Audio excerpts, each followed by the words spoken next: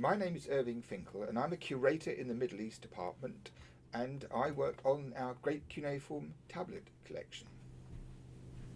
I'm John Taylor. I also work in the Department of the Middle East on the Cuneiform collection. We have perhaps the world's largest collection of tablets, maybe 130,000 inscriptions.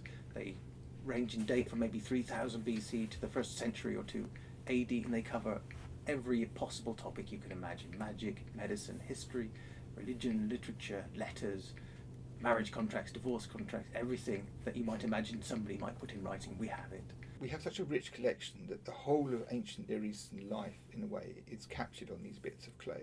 So we find out mostly about the king and the court and the so-called important people in society, but sometimes we also find private letters which tell us about daily life. So in fact, we actually have a really good angle on loads of aspects of ancient life.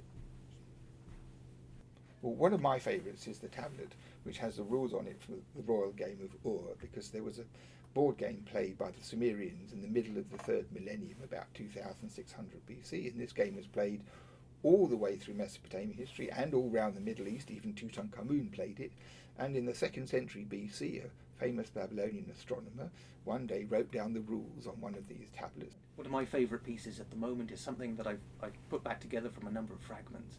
It's where a young schoolboy has been sent out to the temple to find an old inscription, to copy it, to try and understand it, to translate it and study it. And he's realised that that old king had himself referred back to earlier building work, an earlier time capsule from a previous king. So we've gone and found that and copied that on the same tablet and studied that as well. One of the things that we do is we answer questions from the public who come in with inquiries, and both of us often give lectures, and we know as a result that people are interested because this is the oldest writing in the world.